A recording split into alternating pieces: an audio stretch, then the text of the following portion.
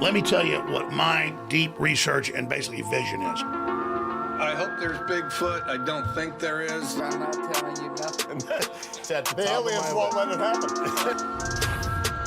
Happening now, breaking. Bernie Sanders is angry. Bears beats Battlestar Galactica. What are the tips? Give me some tips on how to work with Wes Anderson. Be ready to speak very fast and very clearly, because that's definitely one key thing. I will only tell the truth. Until you and 6 kids you barely know in wet bathing suits have surrounded 9 chimpanzees outside of a Wendy's. You probably really don't know yourself, okay? Yep. And we back. Hello and welcome. You're listening to your new favorite podcast and the best in political, sports, and paranormal news coverage. I'm your host, Wes Anderson, and this is In the Shed. This is episode 92, so whether you're back for more or finding us for the first time this week, hey, thanks for tuning in. It is late Tuesday night, May the 20th, and I'm in a shed in the backyard of my home in Alabama. Also, I can hang out with you tools and talk about the latest headlines, stories, and rumors in the world of politics, sports, and the paranormal.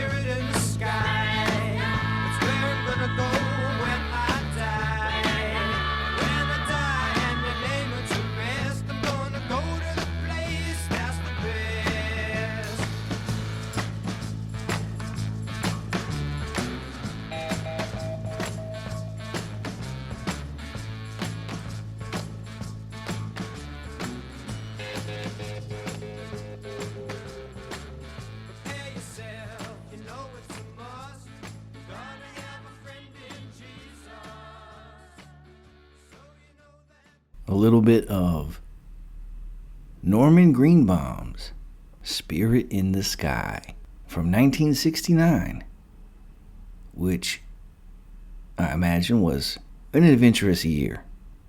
Gotta mix in some classics on the show, because this show, and maybe even this episode, will in fact be a classic. There was a clip circulating the interwebs here in the last couple weeks of retired NBA great, Hall of Fame basketball player, Celtic great shooting forward Paul Pierce, whose nickname when he played in the association was The Truth. And Mr. Pierce was on a podcast and the subject of marriage came up. Have you seen this clip? He was talking about marriage, and he shared that he did not see himself ever being married again, and then went on to say that in his eyes, marriage is only beneficial for you if you are poor or if you are old and need somebody to take care of you. And ever since seeing that clip, it has stuck with me. And if I'm being honest, it bothered me a little bit. It made me sad for Paul Pierce, for what his experience in marriage had been, for the examples of marriage that he has seen in his world and in his lifetime. And I feel like it is a sign of the times, his comments and the conversation around marriage for our culture today. And I'm coming up on 12 years of marriage to my wonderful wife, Mrs. In the Shed, at the end of June. Been together for almost 15 years total. And marriage is no doubt a hard and a difficult thing, okay? Marriage is a refining fire. It's a lot of work. It's difficult. But I believe it's something that makes you better. When done right and when it is a lifetime commitment, when both parties are truly partners to and for and with one another, it's truly something that makes you better, that benefits you, that makes you grow up in all the ways that you need to, that matures you. It's not just about finances. It's not just about having somebody to take care of you when you're old. It is those things, but it's so much more. It adds to your quality of life. It gives you somebody to run the race that's been marked out for you alongside. Somebody to be your family. Somebody to add light into the world with. To help put order where there is chaos and peace where there was uncertainty in your life and in your heart and in your mind. It's a spiritual bond, marriage is. And I know that not every marriage is that, and that people have had traumatic and rough experiences in marriage, but I'm talking about what marriage can be and what it's supposed to be. And I've been thinking about his comments. I've been ruminating on it. I wanted to start off the show talking about it because I think that one thing that we fail to do as parents, as aunts and uncles, as mentors, as older siblings, is to teach those up under us, the younger generations, the value of marriage, why it matters and what it is and what it's supposed to look like and what it can do for you. We've got to talk to our kids about marriage because who you join yourself with and who you tie yourself to in the bond of marriage makes a tremendous difference in the trajectory of your life and what your life is about and what it becomes and who you are. Your level of satisfaction and purpose and joy. We talk to kids a lot about the career that they choose, the college they're going to go to, what they want to do for a profession when they grow up, the money that they will make. Hey, we ought to spend more energy and time and effort instilling in them the sense and the idea that who you tie yourself to in marriage is the number one predictor of what type of life you will live. When fathers don't do this and they don't raise their daughters to have high expectations and to know how they deserve to be treated, those daughters grow up to marry men that make their lives miserable. When moms don't teach their daughters how to be a good wife and what to look for in a husband, and parents don't teach their sons how to be a husband that is a 50-50 partner and what that looks like. When your children don't learn proper communication, they don't learn to value themselves. They don't know what it looks like to grow with somebody and not next to somebody. Your sons and your daughters grow up to marry people that make their lives miserable. That make them have a low view of marriage. That make them trade in their dreams and give up on their ambitions rather than have somebody next to them that helps them accomplish them and push them towards them. Paul Pierce's view of marriage is small, and I feel sorry for him. It makes me sad. Marriage is a wonderful thing and a gift from God. I'm so thankful for my bride, who's making me a better man every day, who's the best mother to my children, who takes care of me.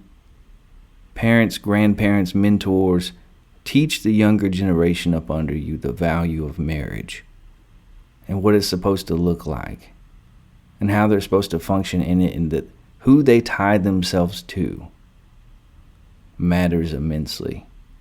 All right, enough of that. Now to some comments and corrections from our last episode.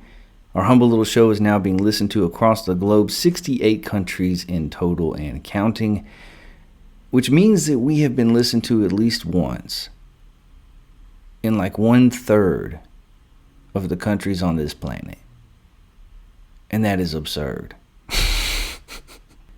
We are, of course, being listened to all over this great country of ours, all 50 states, but we're still continuing to grow in popularity worldwide. Somehow, Our top 10 looks like this. It is the same as last week, with the US being in the top spot, followed by India, the UK at 3, Canada at 4, Singapore at 5, Australia at 6, France at 7, China at 8, Mexico at 9, and Germany bringing up the rear at number 10. Our downloads in France and Australia have slowed to a crawl. Where are you, my fancy French friends? Where are you, my people down under? It's time to come back into the shed again. The water's warm. We sitting out here in the middle of the night in Alabama talking politics, sports, and the paranormal. Come on in. We miss you. We are, however, on fire in Canada as of late, America's top hat. The tariffs do not affect our relationship with Canada. Those Canadians love me and I appreciate their geese, and we are good friends, okay? I want to give a special shout out to our 6 new listeners in Japan this week. Konnichiwa, Japan. We are currently averaging more listeners per episode than ever before. Still true thanks to you. We're still adding followers over on X. You can find us there at In the Shed 4. We're over 12,000 followers there now. Somehow. You can also subscribe to our YouTube channel at In the Shed with Wes Anderson 6670. Please support the show by leaving us a 5-star review and sharing it with your friends. Word of mouth is still how we grow. If you keep supporting the show, I'll keep bringing you the news. If you subscribe, like, share, and review, we'll keep growing this thing together. No corrections again this week. That's 2 weeks of perfection in a row. And I want to give a shout out to Bigfoot Bob and Skookum Steven. Apparently he is no longer Sasquatch, but he is now Skookum Steve. Skookum Steve! We got a great show for you tonight, but first let's get to some listener emails. Our first email comes from Nancy from Florida, who says, Wes, love the new morning episodes of the show. Great additions. Hey, thanks for listening and writing into the show, Nancy. And as you may have noticed last week, you got more of me and more of my shed than you ever have before in a week. Because as promised, I brought you Tuesday morning politics, Wednesday morning sports, and paranormal Thursday mornings. Yeah, we talked about angels on Thursday morning. We talked about Pete Rose and Shoeless Joe Jackson now being eligible for the Major League Baseball Hall of Fame on Wednesday. And on Monday, we hit you with 3 big stories that you needed to know in the world of politics. And bear with me, it's going to take a few weeks to get the kinks out and to get into a proper rhythm and get shows posted on time. We may not have morning shows every week, this week being one of those weeks. But more weeks than not, you will not only get a once-a-week deep dive news show that covers politics, sports, and the paranormal, but you will also get morning shows that are shorter, 10 to 20-minute episodes that bring you the news like only we can, from a shed in the backyard of my home in Alabama. Thank you again, Nancy. I'm glad you're enjoying it. Our next email comes from Salvador from California, who says, Wes, I loved hearing about the doctor who successfully treated herself for cancer on your last episode. Thanks for including some good news and covering the stories that other outlets don't. Keep up the good work. And hey, it's a rarity. We're able to include 2 positive emails on one show. I appreciate that, Salvador. I'm sure your friends call you Sal, so I'm going to call you Sal because we're friends now. I thought that was a cool story that deserves some coverage. I hadn't seen it covered elsewhere. Quite incredible that this lady designed her own treatment in a lab. And it worked. If you haven't heard that story, go back and listen to our last episode. It is well worth your time. And finally, Benjamin from Israel says, and this may be our first email from the nation of Israel, so thank you, Benjamin. Wes, where do you stand on the 100 men versus 1 gorilla debate? And I gotta be honest, not the question I expected the first time that somebody from Israel wrote into the show. This is a debate that has been raging across the interwebs. And that's the second time I've said interwebs on the show, which is a new record, personal best. Who would win in a showdown, 100 men or one gorilla? I'm assuming that we're talking about an open field, no weapons involved. Man, that's a hard one. What I can tell you, Benjamin, is that I have no interest in being one of the first 20 to 30 men. You want to put me at 98, 99, or 100, hey, I'll consider it. I think those first 25 to 30 men have a very rough experience. Gorillas have a surprisingly strong bite force. They have a strength that is far superior to ours. They weigh 600 pounds? Something like that? I think the first 20 to 30 men absolutely get mauled. Just broken apart, crushed like soda cans. I think the gorilla absolutely mops the floor with the first 25 to 30 men, but I think the men take it. I really do. I mean, if we're not considering fear, and we're not saying that half the men tuck tail and run or hide, if we're actually talking about 100 men bum rushing a gorilla and actually throwing hands, I think eventually the gorilla tires out, is overwhelmed by the sheer number of people, and eventually we get the victory, but with great casualty. I'm no animal expert, although we do cover the animal kingdom like nobody else. In the world of news, I'm no expert, but I do think that people eventually win. I think that the men win. That's my best guess, Benjamin. What do you think? Who wins that? We might have to throw up a poll on Twitter when this episode goes live to hear from you, our listeners. Thank you for listening and writing into the show all the way from Israel. Benjamin. That's all the listener emails this week. If you have any thoughts you'd like to share, you can email the show at intheshedwithwes@gmail.com. Again, that's intheshedwithwes@gmail.com. As you can see, I might even read it on air. All right, let's switch to this. Let's get to the news in the world of politics, and let's hit the headlines. Ex-FBI Director James Comey interviewed by Secret Service over controversial 8647 social media posts, writes the Post-Millennial. How Qatar bought America, the tiny Gulf nation, has spent almost $100 billion to establish its influence in Congress, universities, newsrooms, think tanks, and corporations, reports the Free Press. Republicans block Trump's signature policy agenda, says Forbes. From USA Today, nearly a dozen inmates on the run after New Orleans jailbreak. And finally, Donald Trump's attempt to destroy due process ran into a wall at the Supreme Court. And that is according to Slate. In the Shed with Wes Anderson is brought to you by Armchair Anchor, your source for truly independent journalism. Armchair Anchor provides a weekly newsletter, articles, essays, interviews, movie, album, and book reviews, poetry, and more, covering topics such as world news, politics, sports, faith, family, business, and the unexplained. Visit intheshedwithwes.substack.com, where you can subscribe for just $5 a month for exclusive content. That's the price of a single Starbucks latte. Again, that's intheshedwithwes.substack.com. Armchair Anchor, authentic community, honest viewpoints, constant curiosity. Our first story in the world of politics this week, DNC takes steps to avoid election of Hogg and Kenyatta as vice chairs. David Hogg has faced sharp criticism for his plan to fund challenges to incumbent Democrats, but a DNC vote on Monday began with an earlier complaint about the procedures used in an internal party election. The Credentials Committee of the Democratic National Committee voted on Monday to void the result of the internal party vote that made David Hogg a party vice chair, ruling that the election had not followed proper parliamentary procedures. The decision, which came after roughly 3 hours of internal debate and one tie vote, will put the issue before the full body of the Democratic National Committee.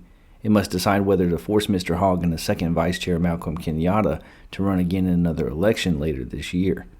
Mr. Hogg, 25, an outspoken survivor of the 2018 school shooting in Parkland, Florida, has prompted a fierce backlash over his plans to spend up to $20 million through another organization he heads, Leaders We Deserve, on primary campaigns against incumbent Democrats. Ken Martin, the party chairman, has said it's inappropriate for Mr. Hogg to intervene in primaries while serving as a party official and has recommended changing the party's bylaws to force him to sign a neutrality pledge. The ruling by the Credential Committee on Monday was not technically related to Mr. Hogg's plans to engage in primaries. Instead, it was the result of a complaint from Kaylin Free, one of the losing candidates in the vice chair race. Mrs. Free said that the party had wrongly combined two separate questions into a single vote, putting at a disadvantage the female candidates because of the party's gender parity rules. In a statement, Mr. Hogg acknowledged the decision was made on procedural grounds, but said that it is also impossible to ignore the broader context of my work to reform the party, which loomed large over this vote. The DNC has pledged to remove me, and this vote has provided an avenue to fast-track that effort, he added. Mr. Kenyatta expressed frustration on social media both with the committee's decision and all the attention on Mr. Hogg, noting that he had won 298 votes to 214.5 for Mr. Hogg. He called the decision a slap in my face and said the process was not about Mr. Hogg, even though he clearly wants it to be. In a statement, Mr. Martin said, "I'm disappointed to learn that before I became chair, there was a procedural error in the February vice chair elections. The Credentials Committee has issued their recommendation, and I trust the DNC members will carefully review the committee's resolution and resolve this matter fairly." Mr. Hogg's intention to engage in primaries was not the subject of the discussion on Monday, which turned on arcane parliamentary procedures and the decision of party officials to combine votes for the last two vice chair slots in a single vote. Mr. Hogg and Mr. Kenyatta were elected at the same time. Mr. Kenyatta, 34, is a state lawmaker in Pennsylvania, and their elections as vice chairs have injected two younger voices into the party's leadership. This is about fairness and making sure that three women and the voting members of the DNC are not disenfranchised, Ms. Free said in a statement before the meeting, during which she enlisted a parliamentary expert to plead her case. Leading up to the vote, the Credentials Committee had appeared torn on what to do. An initial resolution from Christine Pelosi, the daughter of former Speaker Nancy Pelosi, seeking to dismiss the complaint resulted in a tie vote. A second resolution calling for a new election with the same candidates who participated in February was eventually approved. So, there's a lot going on here. The Democratic National Convention, in an attempt to find some footing and get some younger voices involved, elected David Hogg, 25-year-old David Hogg, the survivor of a school shooting and a gun control activist, to their position of vice chair of their committee, along with Mr. Kenyatta, a lawmaker who is 35 out of the state of Pennsylvania.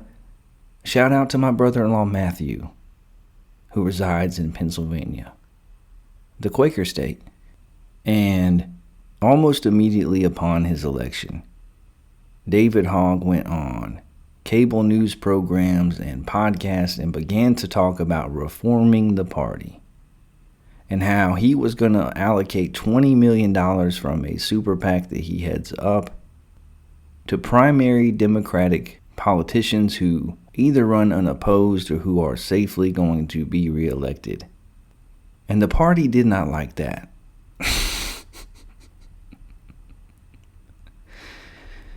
They did not like that a bit. And they began to look for a way to go back on their decision to get rid of Mr. Hogg. Make no bones about it, that's what this is. He rocked the boat as soon as he got into the boat, and they are wanting to throw him overboard. So they looked at some of their parliamentary procedure, some of their rules in place that they have as far as equality when it comes to gender and who holds office and who holds leadership position among them, and they found a loophole to try to get this man out. That's what this is. That's what this is. And I don't always agree with the politics of David Hogg, but I don't find him to be a unintelligent man. But he's certainly naive if he thinks he can ascend to this position and immediately make wholesale changes and influence the party to move farther left when they just lost a presidential election in which they lost every swing state. And their chosen candidate did not do better in a single county in the country than Joe Biden did in 2020. Apparently, David Hogg has not been keeping up with Democratic politics for very long.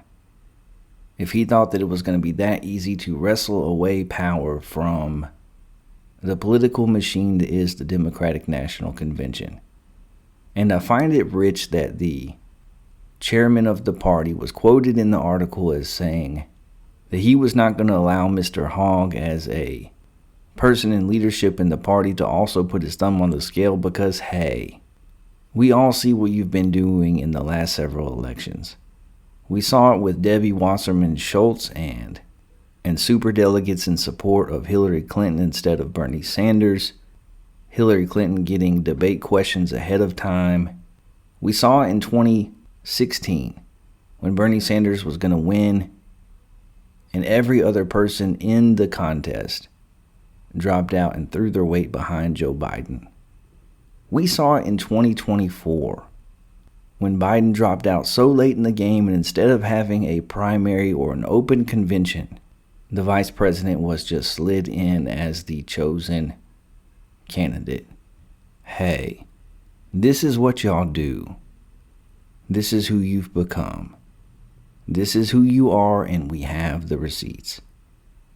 But when David Hogg tries to do it as a newcomer and as a 25-year-old who is much further left than the American people seem to be, the Democratic National Convention wants no part of it. And so they will find a way to get him out. And they will remove him. They will have another election and he will not win. And all it's going to do is push him away from the party. Disillusion him. Just like so many others have been. The Democratic Party's got to decide who they are. They're in a season where they're not on solid footing. They don't have a clear path forward. They don't know who their leadership is. They don't have a strong voice in the room. There's a lot of different factions who are vying for the power of that party, much like what was happening in the Republican Party after Joe Biden won in 2020. And it looked like somebody else may rise to the forefront of leadership other than Donald Trump, and then in the end his voice and his faction of the party won out. What will happen here?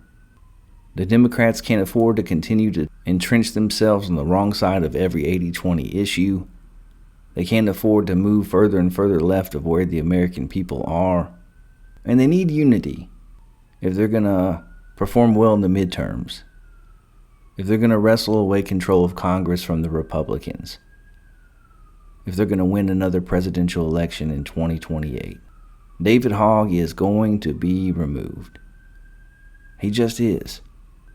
And it's a life lesson for him because it's a result of his own naivety. And that's the truth. Our next story in the world of politics, California Democrats block bill to make child trafficking a serious felony. A Democrat majority committee in the California State Assembly has declined to advance a bill that would make child trafficking a serious felony in the Golden State. Democrats on the Assembly Public Safety Committee decided not to advance the proposed legislation on Tuesday in a move that could mean the bill won't pass into law this year. Republican Senator Shannon Grove introduced the bill, which passed with unanimous bipartisan support in the state Senate, and would classify child trafficking as a serious felony, making that offense subject to the state's three-strike rule. Under that rule, a person convicted of at least 3 serious felonies is punished with a prison sentence of between 25 years and life. The Public Safety Committee, which has Democratic majority, declined to advance the Senator Grove's bill known as SB 14 on Tuesday, and some members expressed concern about the effectiveness of the 3 strikes rule and longer sentences. The committee, which has 8 members, voted down the proposal with 2 Republican members voting in favor and 6 Democrats abstaining. Governor Gavin Newsom, a Democrat who is considered a possible future presidential candidate, has weighed in on the matter and spoken to Grove by phone about the bill. He said on Wednesday that he was surprised about the committee's decision. "I want to understand exactly what happened yesterday," Newsom told reporters. "I take it very seriously." Senator Grove issued a statement on Tuesday saying after passing the Senate with a unanimous bipartisan vote, "I had hoped the Democrats on the Assembly Public Safety Committee, led by Assemblyman Reggie Jones-Sawyer, would agree to make sex trafficking of a minor a serious felony. I'm profoundly disappointed that committee Democrats couldn't bring themselves to support the bill with their stubborn and misguided objection to any penalty increase regardless of how heinous the crime," she said. Newsweek has reached out to Jones-Sawyer, chair of the Assembly Public Safety Committee, via email for comment. Jones-Sawyer issued a statement on Tuesday about the committee's decision. The three strikes model of sentencing is ineffective in preventing crime and protecting the public safety. We will not build on a deeply flawed sentencing system that unfairly punishes disadvantaged communities, the statement said. SB 14 makes no corrective actions or enhancements to laws already in place. Ultimately, members of the Assembly's Public Safety Committee understood the author's intent, but recognized this bill needs considerable work and granted reconsideration, Jones-Sawyer's statement concluded. Longer sentences don't actually stop things from happening, said Assembly Majority Leader Isaac Bryan, a Democratic member of the committee during Tuesday's hearing.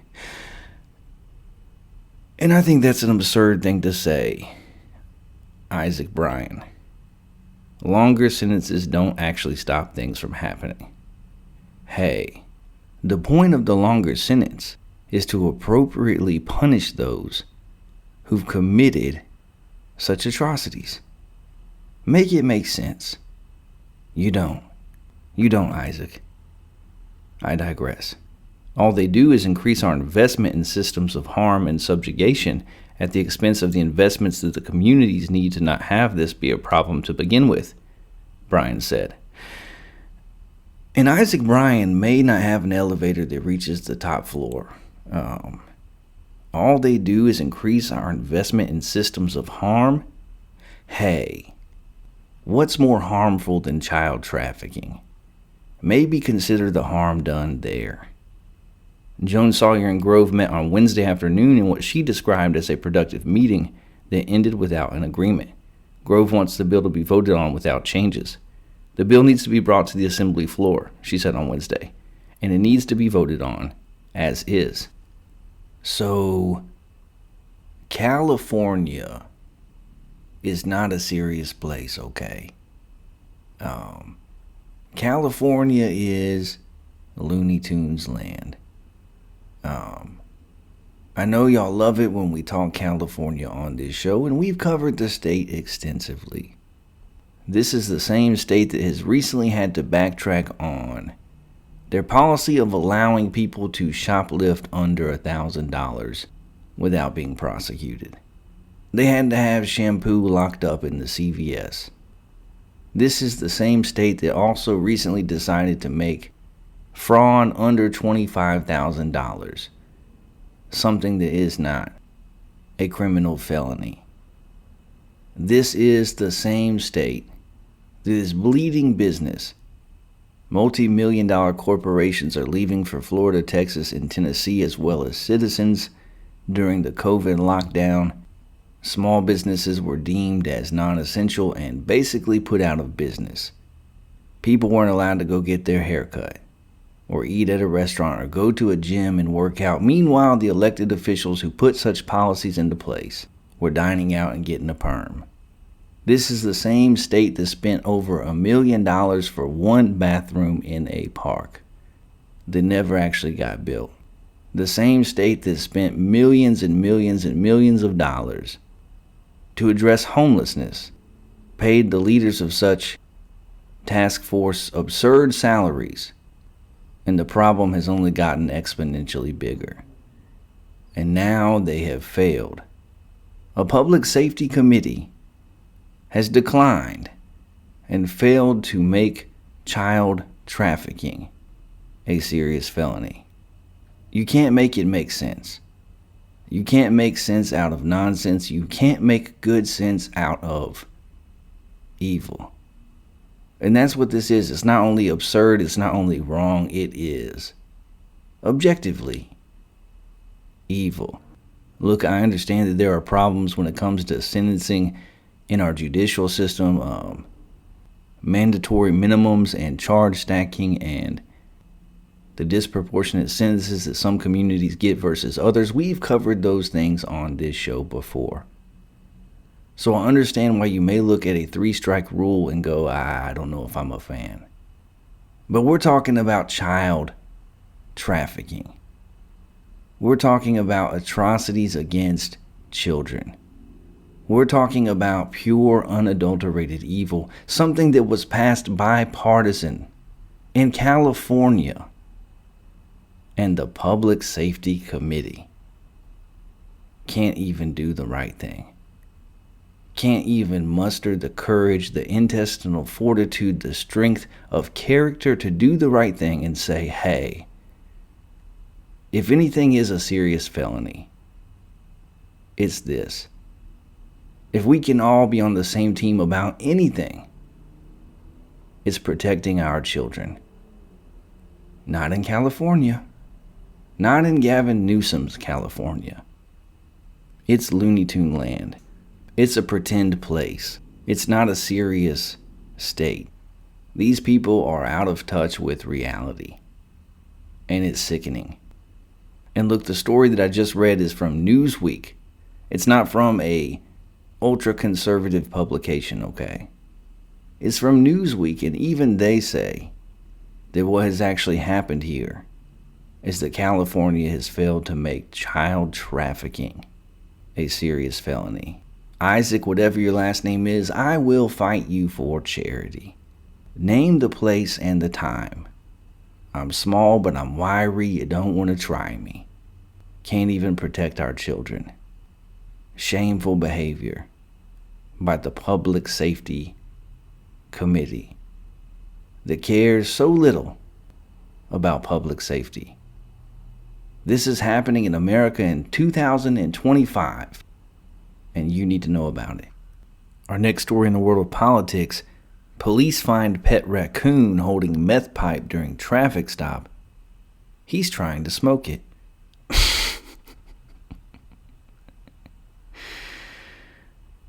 And of course we go to Ohio for this story, because where else would it happen but Ohio? We talk about California's inability to protect our children, a very serious topic, and then we jump straight to a pet raccoon holding a meth pipe. Only on this show. Only in my shed. Onward. A police officer in Ohio was shocked to find a raccoon holding a meth pipe following his owner's arrest. According to the Springfield Township Police Department, Springfield is a city that's been in the news before.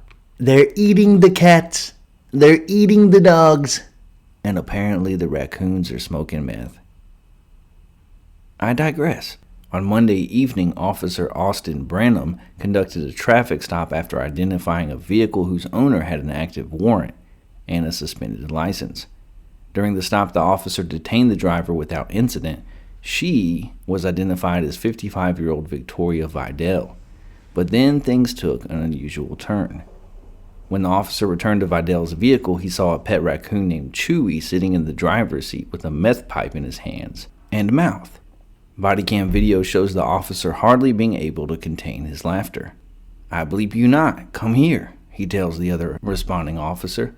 "The raccoon has her meth pipe. He's playing with a meth pipe right now." He keeps laughing. "The raccoon's playing with her meth pipe," he says.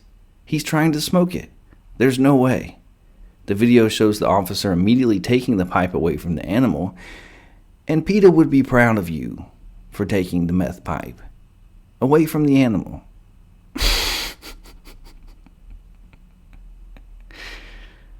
We're having fun. Officers then inspected the vehicle and said they found a bulk amount of meth, crack cocaine, and 3 used glass meth pipes. Thankfully, Chewy was unharmed. And thank goodness Chewy was unharmed. The officers got there just in time. That's not in the article. That's just me. I digress. Police said Vidal had the proper documentation to prove that she owns him. Vidal was charged with possession of drugs and 3 counts of possession of drug paraphernalia.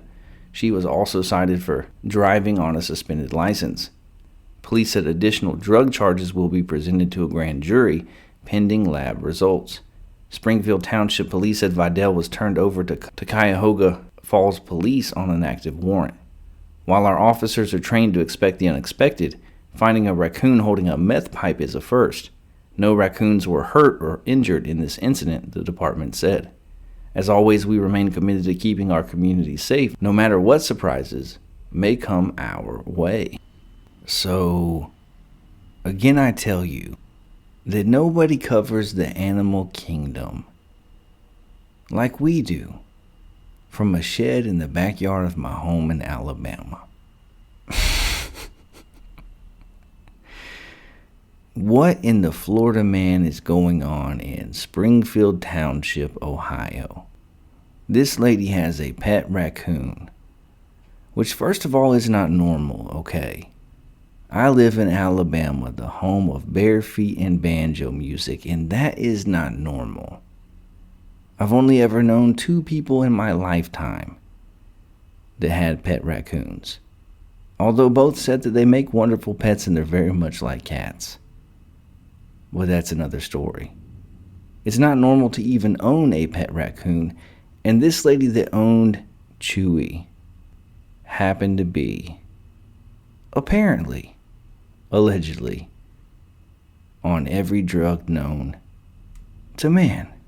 She also is driving on a suspended license and gets pulled over. And when the officers approach the car after apprehending her, her pet raccoon is sitting in the passenger seat with a meth pipe in hand, and he is about to hit it. He's about to go to outer space. That one-hit quitter.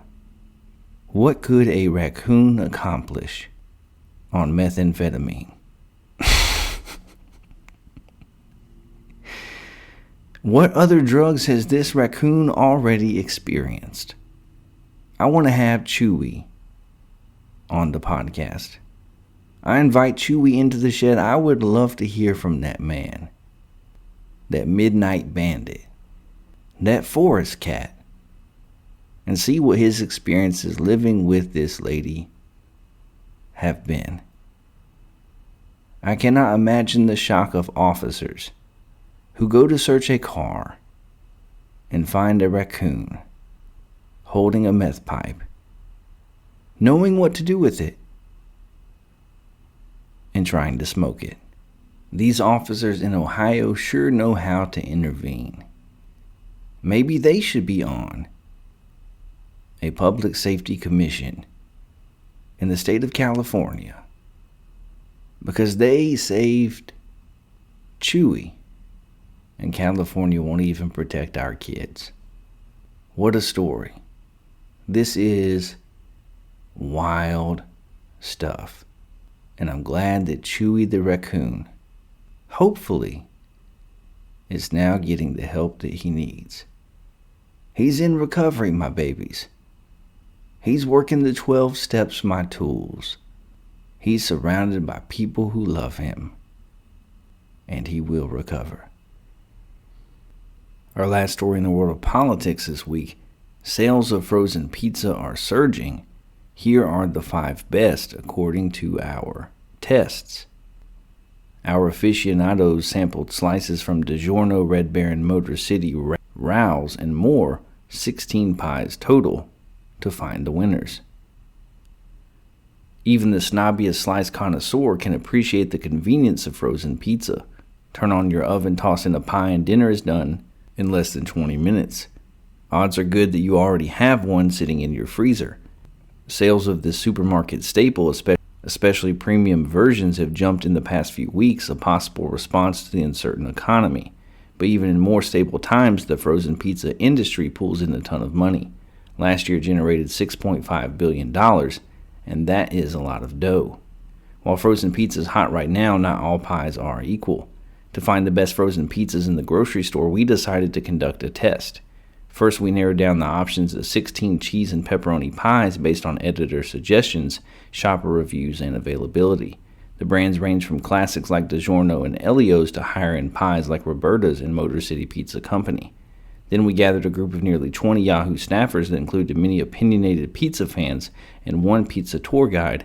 Yes, that's a thing, and because our office is in New York City, I frankly didn't expect anything less. We kept the taste test blind to prevent brand loyalty from coming into play and asked participants to weigh in on the quality of the crust, cheese, sauce, and pepperoni when applicable. I have to be honest with you, the results of our Pizza Palooza surprised us. Did your favorite brand reign supreme? Here are the winners plus some fun buys for making and serving your pies. Best frozen pizzas of 2025. Red Baron Classic Crust 4-Cheese Pizza, This Red Baron pie costs just $4, but it represents the upper crust of frozen pizzas as far as our tasters are concerned. It tastes just like how you imagine frozen pizza should, but in the best possible way. As one tester put it, solid. This is cafeteria pizza. Reliable. No frills. Though it didn't outrank any of the other frozen pizzas we tested for cheese, crust, or overall enjoyment, it had the highest score overall. While some pizzas soared in certain categories and nosedive in others, the Red Baron pie earned strong ratings across the board. Despite not seeing the box, most of our panel easily identified that the pizza is topped with a multi-cheese blend, which they enjoyed. Rich, remarked one tester. Another said it was really flavorful. Some wished there was more cheese. The crust also won out thanks to its crispy texture. Crunchy and then soft. Enjoyed it, noted one fan, who also praised the flavorful sauce. Roberta's Frozen Margarita Pizza. This wood-fire pizza is the closest you'll get to high-end restaurant-quality pizza in the freezer aisle. It's no surprise. Since opening in Brooklyn in 2008, Roberta's has become one of New York City's most beloved and prolific pizzerias. Roberta's is sold in a clear plastic sleeve, all the better to see the slightly charred sourdough crust and rounds of fresh mozzarella sitting atop bright red tomato sauce. Of all the non-pepperoni pizzas we tried, it earned the highest ratings for crust and overall enjoyment. Where this pie struggled was the cheese. Most testers wished there was more. Saucy, not a lot of cheese. Basil is a nice touch, wrote one tester. And I'm going to talk about all this in a minute, but hey, basil is a nice touch is not something that I want to hear if we're talking frozen pizza. I digress. As for the tomato factor, our resident pizza tour leader had this to say: best sauce, tastes the most fresh. This pie also received possibly the highest praise of all. Doesn't taste frozen, another tester exclaimed. Motor City Pizza Company Pepperoni Detroit-style deep dish pizza. When I was gathering frozen pizza pics for my colleagues, Costco shoppers raved about Motor City. Many thought the brand was exclusive to the warehouse store, but good news for non-members, you can also find it in some Walmarts and Targets, plus many grocery stores around the country. It's worth the trip wherever you buy it. Our testers enjoyed taking this rectangular pizza for a spin, gushing about its flavorful cheese, hint of garlic, and juicy, well-spiced pepperoni. But where the pizza really stood out is its crust, which is thick, pillowy, and brushed with garlic butter. Motor City's frozen pizza come in their own baking pan to help you achieve the crispy edges that are a hallmark of Detroit-style deep dish pizza, and most of our testers loved them. This pizza earned the highest marks for crust of any option we tried, cheese and pepperoni. That said, a few testers thought the crust was too thick, so if you prefer something thin and crispy, this might not be the right pick for you. Rao's Brick Oven Crust Uncured Pepperoni Pizza. You might have seen Rao's tomato sauces in the supermarket. They've earned a devoted following for their rich flavor that includes none other than Ina Garten. No surprise that the brand's pies, which are slicked with Rao's homemade pizza sauces, are just as good. More complex flavor than the others, declared one tester. Our panel also gave Rao's high marks for its crust, which they described as thin and crunchy, with good fluffiness and chewy but still crisp on the outside. Most also enjoyed the pepperoni, which is uncured.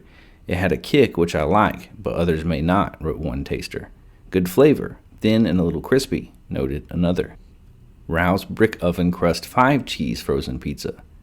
Attention cheese lovers, this is the pie for you. It was one of our highest scores for cheese quality, second only to our top pepperoni pick, Motor City. The 5 cheese topping includes mozzarella, provolone, fontina, romano, and parmesan, which our panel called rich and gooey in a good way. Despite the generous scattering of cheese, some testers wanted even more. But the pie made up for anything it lacked with its crust, which our panel mostly loved. It's the star of the show here, remarked one taster. If you're into a soft, doughier crust, this is for you. A little too sweet, noted another. So, miss me with this entire article. Yahoo News. Miss me with this entire experiment. With this taste testing. I don't believe you. I don't put any stock in anything you have to say about frozen pizza. And I take this very seriously. This is a matter of national importance, which is why we're covering it on our show, because hey, We're a news show. It's all about you, my babies, my people, my tools. We talk about the stories that matter, that aren't being covered elsewhere. And this is a ruse. It is absurd to have these quote-unquote connoisseurs tell us about which frozen pizza is best. Hey, if I want to hear about frozen pizza, I'm going to ask people that have it on their shopping list every time they go to the store. Not the people that have tried it for the first time in their lives. You got a pizza tour guide trying to tell us about frozen pizza. What are you even doing? If you're talking frozen pizza and you don't even mention Tostinos, I don't trust you. You don't even mention Tony's, I don't trust you. You throw Red Baron in there for some street cred, but hey, try and tell me that DiGiorno's stuffed crust pizza is not one of the 5 best frozen pizzas you can buy in the store. And I don't want to hear anything else you have to say. You have no credibility. You are not like us. They not like us. We actually eat this stuff. We buy it. We know it. You are just a visitor in the frozen pizza community. We will not be silent. We will not be quiet. We will not allow you to gentrify the frozen pizza aisle on our watch. And that's all I have to say about that. What do you think the best frozen pizza is? Email the show at intheshedwithwes@gmail.com. Find us on X at intheshed4 and let us know. I trust you, my people, far more than I do these folks when it comes to which frozen pizza is best. That's all the news in the world of politics this week. Let's switch to the news in the world of sports, and let's hit the headlines. Quarterback Brock Purdy and 49ers reach 5-year, $265 million deal. Caitlin Clark on entering year 2 in the WNBA, I Know I Belong. ACC distributed record $45 million per school in 2023 and 24. Belichick on coaching at UNC, I learn every day. Illinois football coach Brett Bielema gets extension. Miami coach Mario Cristobal says quarterback Carson Beck has been cleared for summer workouts.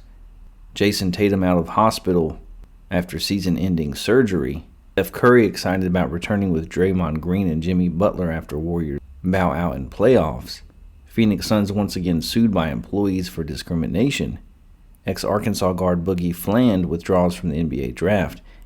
And finally, quarterback Caleb Williams sought to avoid being drafted by Bears. New book claims.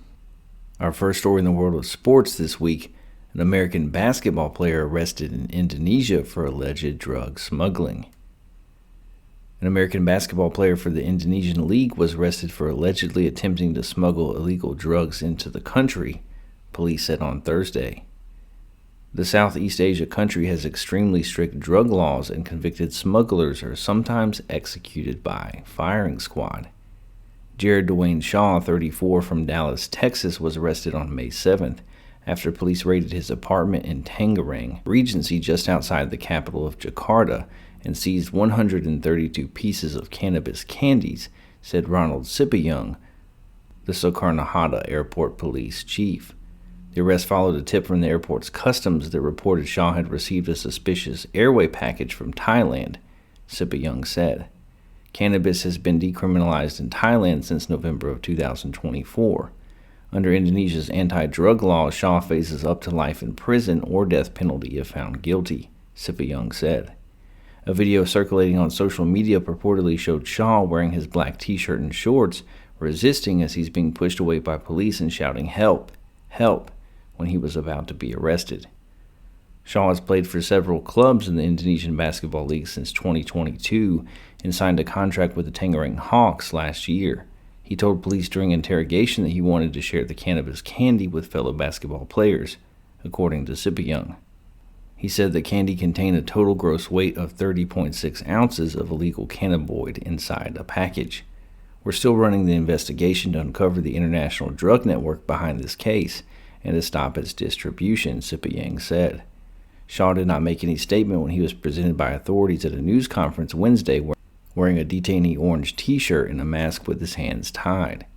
Tangerang Hawks manager Tiki Sanwantikno told reporters on Thursday that they regretted what had been done by Shaw, and the club had immediately fired him as he breached the contract. The Indonesian Basketball League banned Shaw from playing for life, said his chair, Budi Satrio Dejwando. We don't tolerate players, administrators, or anyone in the field involved in drugs. There's no room for drug users in the basketball world, Dejwando said. The United Nations Office on Drug and Crime says Indonesia is a major drug smuggling hub despite having some of the strictest drug laws in the world, in part because of international drug syndicates that target its young population. About 530 people are on death row in Indonesia, mostly for drug-related crimes, including 96 foreigners, the Ministry of Immigration and Corrections data showed. Indonesia's last executions of an Indonesian and 3 foreigners were carried out in July of 2016. So, are you familiar with the predicament of 34-year-old Dallas, Texas native Jared Shaw? Because this story came across our news desk and I had not seen it reported anywhere else. Mr. Shaw ordered a package containing 132 pieces of cannabinoid gummies and is now facing the firing squad or life in prison in the nation of Indonesia. And I remember when WNBA star Brittany Griner was detained and arrested in Russia for a similar offense. This story was a leading story for news organizations, cable news shows, and publications across our country. And this seems to be different, and I don't know why. I wonder why, but I don't know why. Look, Mr. Shaw made the mistake that many Americans do when they are living internationally, not understanding where you are, not realizing that it is not the same as America. You don't have the same rights, the same freedoms. You have to be a lot more careful and know what the laws of the land are. He made a mistake, but certainly not one deserving of death. Certainly not one where he deserves to be put in front of a firing squad or is locked up in an Indonesian prison for the rest of his life. He's only 34 years old. Hey, he's younger than I am. He has a lot of life left to live. It is a little bit encouraging to me that reading this story that the last executions in Indonesia were in 2016, so maybe he won't face that type of penalty, and he'll have some more time for, hopefully, the American consulate and diplomats and representatives of the Trump administration to intervene on his behalf and bring him home. Get him back to America, get him back to the States, and let the man live his life. I guarantee you he is paying the price for his decision and his mistake already. Mr. Shaw made a mistake. He made a boneheaded decision.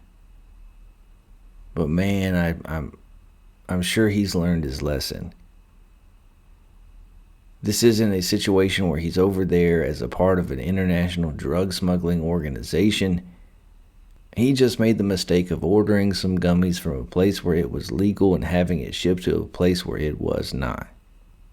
And we need to bring him home. We need to rescue this man for his sake, for his family's sake. I want to know why this story is not being covered by the mainstream media. Why is it being covered by a guy in his backyard in Alabama, but not on Fox News? Not in the New York Times? Not by MSNBC, CNN, or the Wall Street Journal? Hey, this matters.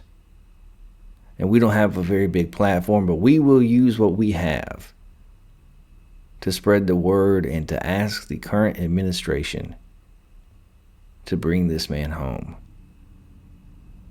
I'm worried about him, and I'm hoping for a positive outcome in this situation. For our next story in the world of sports, we go to our In the Shed with Wes Anderson 2025 NFL Draft Breakdown. Finally, we're finally going to let you know what we think of this year's NFL Draft, what 5 teams had the best draft overall. We're going to rank them. Our rankings always look different than any rankings you will find anywhere else. Maybe because we are correct. Maybe not. But maybe. At number 5, we have the Denver Broncos. In the first round with the 20th overall pick, the Broncos took Jahdae Barron, a cornerback out of Texas. In the second round, they took UCF running back R.J. Harvey. The third round, they took Illinois wide receiver Pat Bryant and LSU edge rusher Savion Jones. In the fourth round, they took Alabama edge rusher Quay Robinson. In the sixth round, they took a punter out of Florida in Jeremy Crawshaw. And in the seventh round, they took a tight end out of Utah and Caleb Lohner. And look, I had the Broncos ranked 5th overall. Most draft breakdowns did not have them in the top 10. But I do. I like what they did, shoring up their defense with selections in the first round, third, and fourth. I really like the pick of R.J. Harvey out of UCF. He is a workhorse running back. He's got speed. He can run inside. He can catch the ball out of the backfield, has some explosion. I think that he will be an asset to Bo Nix in his second year. I think Pat Bryant in the third round is an underrated wide receiver pick there. And in both the third and fourth rounds, they address the need for some depth when it comes to rushing the passer. And you can never go wrong picking edge rushers from LSU and Alabama. I have the Broncos at number 5 overall. At number 4, I have the Jacksonville Jaguars, who of course with the first pick in the draft took Travis Hunter, the Heisman Trophy winner out of Colorado. Will he play cornerback or wide receiver or both? He said before the draft that he would play both no matter what in the NFL, and we'll see. No picks in the second round for the Jags, but 2 picks in the third round. They took cornerback Caleb Ransall from Tulane and guard Wyatt Millam from West Virginia. 2 picks also in the fourth round. The Jags took a running back out of Virginia Tech and a linebacker, Jack Kaiser, out of Notre Dame. In the sixth round, the Jags took Jalen McLeod, a linebacker from Auburn, and Ryan Lane III, a safety out of Navy. And then in the seventh round, they had 2 picks as well, taking Jonah Monheim, a center from USC, and LaQuint Allen, a running back out of Syracuse. I have the Jags ranked 4th overall because obviously I am a fan of the Travis Hunter pick. I think it was a no-brainer as the top pick in the draft. He's an explosive wide receiver, a shutdown cornerback. I'm not sure what it's going to look like for him to play both positions in the NFL, but I can't wait to watch him try. I think Wyatt Milum in the third round, the guard out of West Virginia, was a solid pickup, and I really like the 2 linebackers that they took in the fourth and the sixth round, and Jack Kaiser out of Notre Dame and Jalen McLeod out of Auburn. Both those guys should be contributors for the Jacksonville Jaguars this year. I have the Jaguars ranked 4th overall in this year's NFL Draft. 3rd overall, I have the Atlanta Falcons, and I have them slightly ahead of most other projections. I think that NBC Sports graded them at 4th overall. I have them at number 3. In the first round with the 15th overall pick, they actually took somebody from Georgia, which for some reason never happens. And linebacker Jalen Walker. Also in the first round, they took James Pierce Jr., the edge rusher out of Tennessee. In the third round, the Falcons took Xavier Watts, the safety from Notre Dame. In the fourth round, they took another safety, Billy Bowman Jr. out of Oklahoma. And in the seventh round, they took offensive tackle Jack Nelson out of Wisconsin. And look, I like what the Falcons did here. They need help and they need quality depth on defense, so they used almost every one of their picks to get it. I think Jalen Walker is a dynamic player and a great selection at 15th overall. I love the pick of James Pierce Jr. also in the first round. I think that he will be a contributor for them. And they took 2 safeties. So whether Xavier Watts works out or not, I think that he will. They also have Billy Bowman Jr. there. I love what the Falcons did. I have them 3rd overall. Here's where things start to get very different in our rankings as opposed to others. Because at number 2 overall, I have the Los Angeles Chargers. With the 22nd overall pick in the draft, they took Omarion Hampton, a running back out of North Carolina. In the second round, they took Trey Harris, the wide receiver from Ole Miss. In the third round, they took Jamari Caldwell, a defensive tackle from Oregon. In the fourth round, Kyle Kennard, an edge rusher from South Carolina. In the fifth round, they took Keandre Lambert-Smith, a wide receiver out of Auburn. In the fifth round, they took Aronde Gadsden II, a tight end from Syracuse. In the sixth round, they took Branson Taylor, a tackle out of Pittsburgh, and also R.J. Mickens, a safety from Clemson. And in the seventh round, the Chargers took another safety, this time out of Florida. And look, I think that Jim Harbaugh teams have a history of drafting well. They have a history in the NFL of picking players that fit their culture, that fit their needs, and I think that's exactly what they did in this year's draft. Omarion Hampton would not have been my first, second, or third choice at running back, but I think that he offers a lot to that particular team.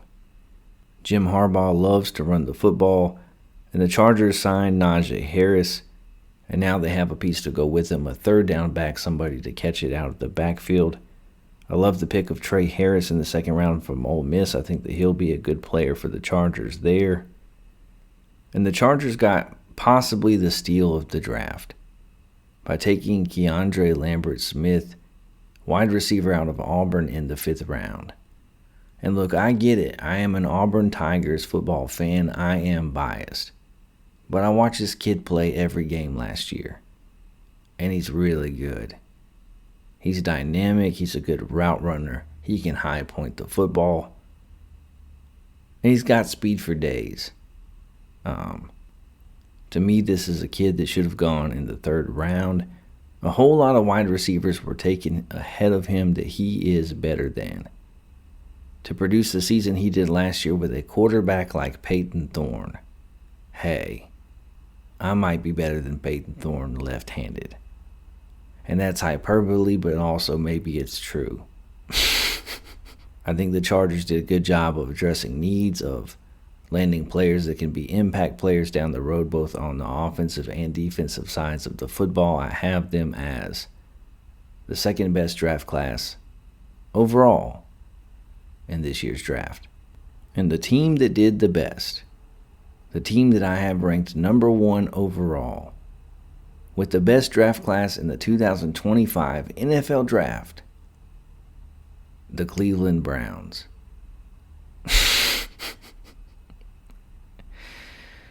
And I'm being completely serious. I have the Cleveland Browns ranked at number 1. I think that they got a couple of steals. I think they did a good job. In the first round, they picked Mason Graham, the defensive tackle out of Michigan. And he's a big boy at 6'4", 300 pounds. He's a difference maker up front on the defensive line. I think that was a great pick. In the second round, they took Carson Swessinger, the linebacker out of UCLA. I may not be able to pronounce his name correctly, but he's a good player. In the second round, they also took Quinshon Judkins, the former Ole Miss and Ohio State running back, who is explosive and playmaker and the workhorse, that was a great selection in the second round. The third round, they took Harold Fannin Jr., a tight end out of Bowling Green, and also Dylan Gabriel, the quarterback out of Oregon that had a phenomenal college football career. In the fourth round, they took Dylan Sampson, a running back out of Tennessee. I think that was a steal. And then in the fifth round, with the steal of the draft, the Cleveland Browns took Shedeur Sanders, quarterback from Colorado.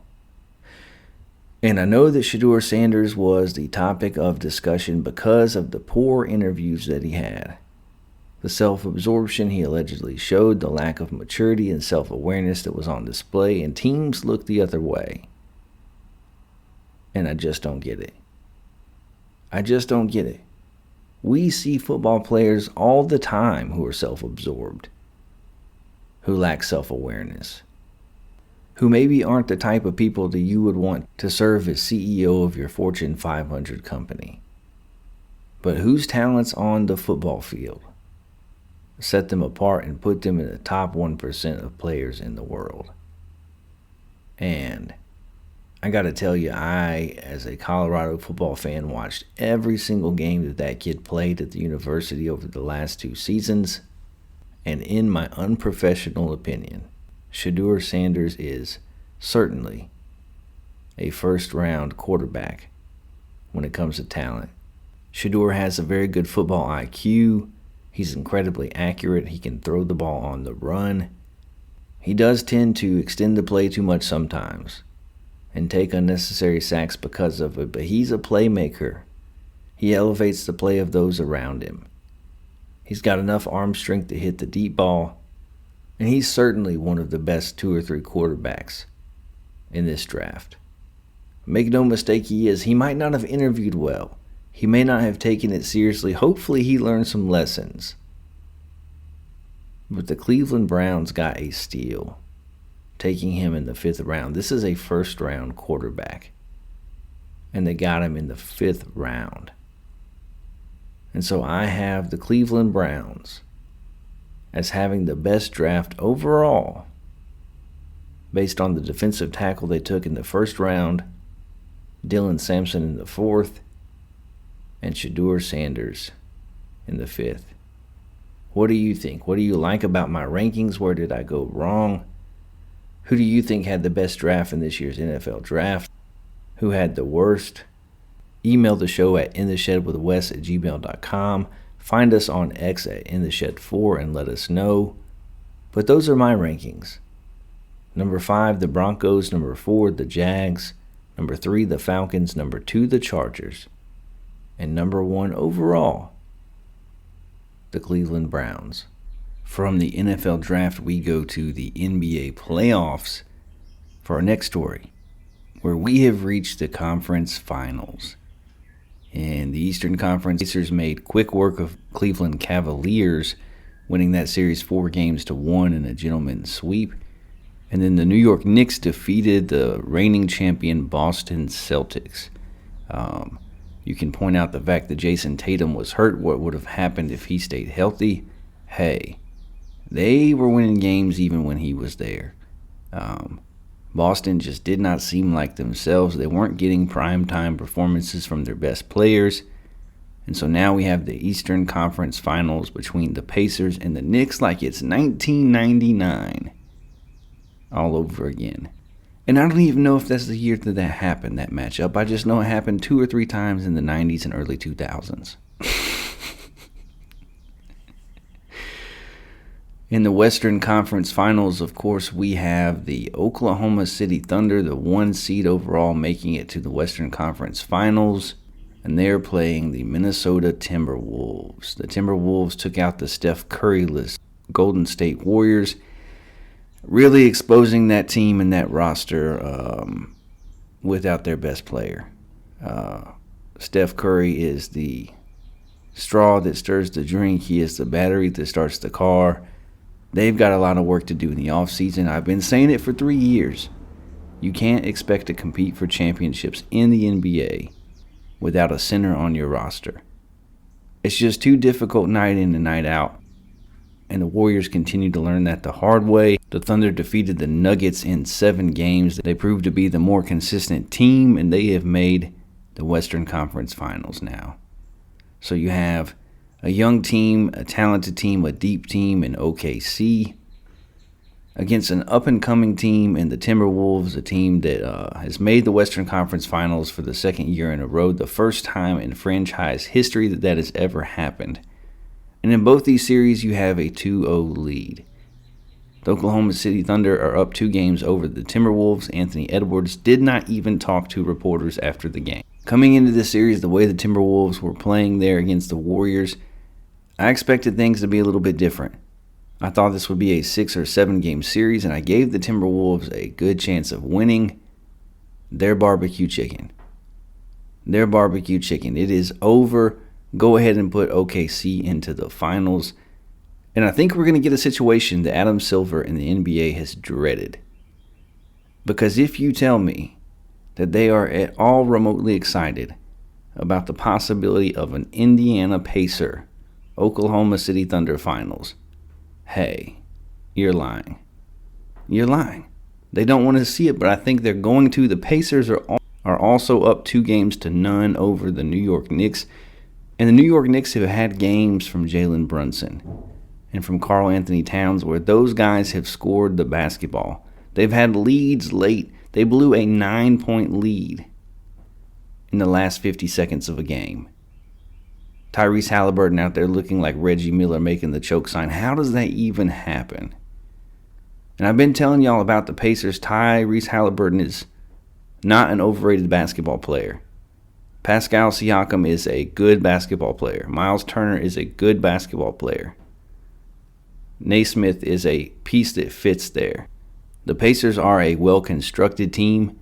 They play team basketball. They fit well together. They're exceptionally well coached by Rick Carlisle, who I've tried to tell you now. I get mocked for this all the time on the interwebs. That's the 3rd time now. He's a top 5 coach in this league. And he always has been, especially X's and O's. It's going to be the Pacers and the Thunder in the finals. The only question is, will either the New York Knicks or the Minnesota Timberwolves get off the mat? Will they rise to the occasion? Will they be able to dig deep and at least make a series out of the competition in the Western and Eastern Conference Finals? Are we looking at a couple sweeps? I don't think either team gets swept. I'm looking for OKC to win it in 5 games. I think the Knicks can push it to 6, maybe. If they can close out these games, if they can steal at least 1 on the road, I think they can maybe push it to 5 or 6 games.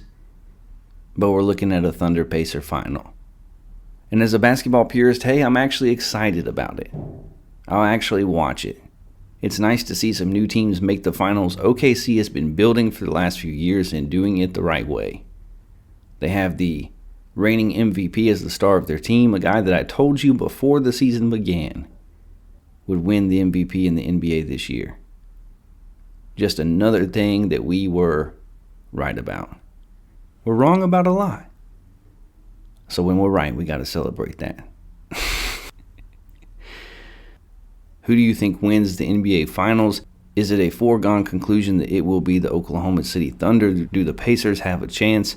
Can the Knicks or the Timberwolves get off the mat? Email the show at intheshedwithwes@gmail.com.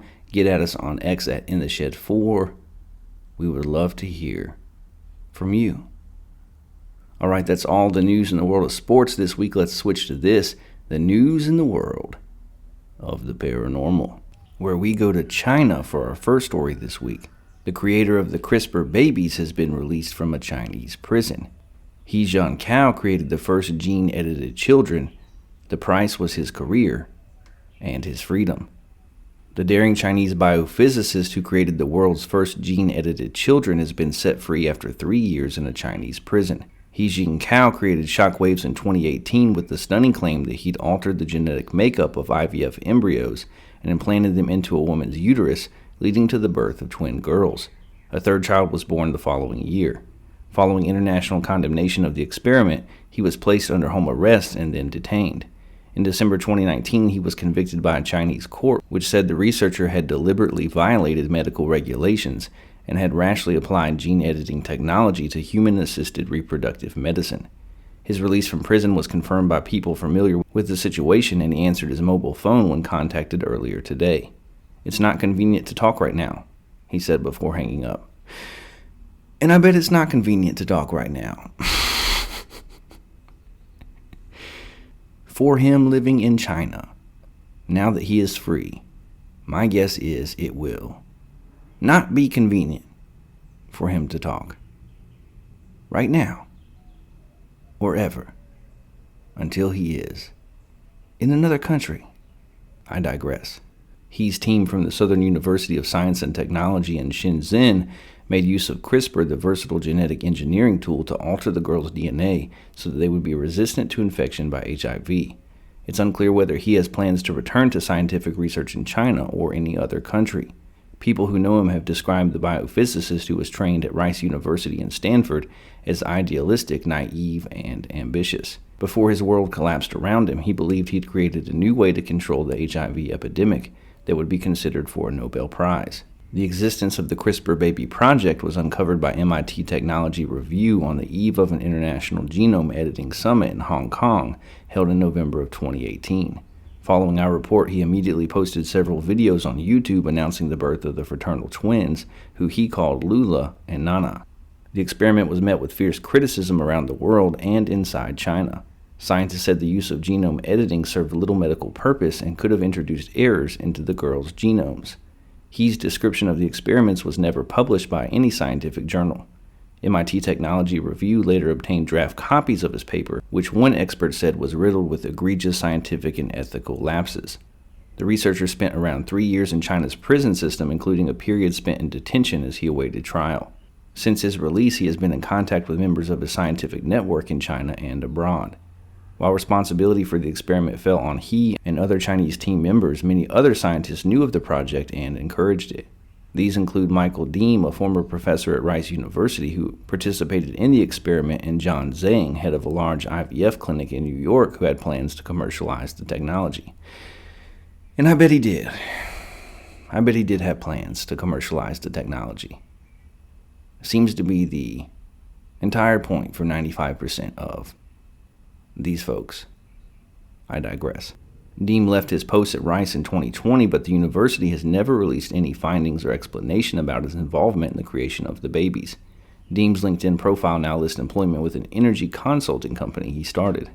It is extraordinary and unusual that He Jinkao and some of his colleagues were in prison for this experiment, says Eben Kirksey, an associate professor at the Alfred Deakin Institute in Australia and the author of The Mutant Project, a book about He's experiment that includes interviews with some of the participants. At the same time, many of his international collaborators like Michael Deem and John Zhang were never sanctioned or formally censured for their involvement. In many ways, justice has not been served, says Kirksey. He, who has a wife and children, paid a steep price. He was fired from his university job and spent time in prison distant from his hometown in Shenzhen. He's punishment does appear to have delayed further experiments on gene editing to make babies, certainly in China, as far as we know. It doesn't say that in the article, but I'm just saying, as far as we know. In the U.S., the procedure is effectively banned via a law that forbids the Food and Drug Administration from approving such a study. There's also the question of justice for the 3 children born as the result of the experiment, whose identities are not public. Their parents agreed to join the experiment because the fathers of all the children had HIV and would otherwise not have had access to IVF under Chinese rules. In February, according to a news report in Nature, 2 senior Chinese bioethicists called on China's government to create a research program to oversee the health of the CRISPR children. They classified the children as a vulnerable group and called for genetic analysis to determine whether their bodies contain genetic errors that could pass to future generations. So, this is a story that actually happened a couple years ago. Don't know what this fella is up to today, but he's been out of prison for a little bit now. But it's something that I just saw the update on yesterday. And I was like, we're going to talk about it on the show because, hey, it's my shed and my show, and why not? This is another bizarre and wild and complex story. This scientist in China who apparently had the most humanitarian of motives, decided that since these fathers who are HIV positive cannot participate in the IVF program, I will use CRISPR, which is gene editing software, and for the first time, allegedly, publicly, modify human DNA when they're in the embryonic stage. And he announced it to the whole world, expecting to be received with pats on the back and rounds of applause and possibly a Nobel Prize. And instead he got 3 years in a Chinese prison. I hope he left with all of his organs intact, unlike the Uyghur Muslims there in real-world concentration camps. We've covered it on the show before, look it up. And when it comes to this sort of thing, if you've listened to the show for a while, you know where I stand, you know how I feel. Anything to do with genetically modifying human beings or merging us with robots or AI that has an impact on our physical bodies, it's a no for me, dog. No thank you. Not even. Nope. No. 1,000 times no. No. Do not pass go. Do not collect $200. I am not interested. And it's the same thing with Elon Musk's Neuralink, that the stated goal is like, hey, blind people can see. Maybe the lame can walk. Paraplegics will have their faculties again. Hey, I'm not against those things. Those things sound incredible. Miraculous even. However, if the blind can see because of a chip planted in their brain, hypothetically, wouldn't that mean that those people could also be sent false visions of reality that are played for them without their consent? I'm just spitballing here. Is that technology that could potentially be hacked? Is that technology that, depending on who is behind the controls, they could do harm to anyone who has had it implanted in their skull? And with CRISPR technology being used on babies, making them invulnerable to HIV is a noble goal. But what about other possible genetic defects and bugs? What if the experiment doesn't go the way that you planned? You're messing with somebody's life, with somebody's baby, with somebody's DNA. And to me, and I'm just a guy in his shed in Alabama, but to me, each and every one of those things qualifies as playing God. And I haven't seen your resume, but you ain't him. You ain't him. And this guy, who's been described by his friends as idealistic and naive, made some technological advances, had an idea, and presented it to others who saw dollar signs. He got taken advantage of, and he wound up in prison. And I'm sorry, but you cannot convince me that this is the first time this has happened. That China's not already doing this. I hope that we're not doing this. That it's not happening in labs across the world, under the cover of darkness and out of the public eye. And I hope I'm wrong about that, but I don't know. What do you think about this story? Was this morally wrong? Do you have a problem with genetically modifying human DNA? Do you think it's a foregone conclusion that this will be our reality whether we like it or not? Do you want a chip implanted in your brain? Email the show at intheshedwithwes@gmail.com. Find us on X at intheshed4 and let me know what you think. From China, we go to China for our next story. That's 2 stories on China today, which means that this episode will not be accessible in China. We've been banned there before. True story. I digress. Violent humanoid robot snaps, attacks factory workers in wild video. Went full Terminator. It was like a real-life Rock'em Sock'em robots. The rise of the machine seems closer than we might think. Freaky footage captured the moment that a humanoid robot seemingly snapped and lashed out at its handlers like something out of a dystopian sci-fi thriller. This is what the machine uprising might look like. Belarusian TV outlet Nexta captured an X clip of the alleged attack, which boasts over 100,000 views. In the unsettling clip, which was shot at an undisclosed factory in China, the bot is seen dangling from a construction crane on the factory floor near two men looking on cautiously. They appear to be testing the humanoid droid's capabilities. The two are chatting away when all of a sudden the automated biped goes berserk, flailing its arms and legs about in a spectacle that evokes a failed prototype from the RoboCop movies. At one point, the raging machine lurches forward while swinging, dragging the stand along with it as the men tried to avoid getting robobopped. During the ruckus, the computer falls to the floor while several other items are knocked off the table.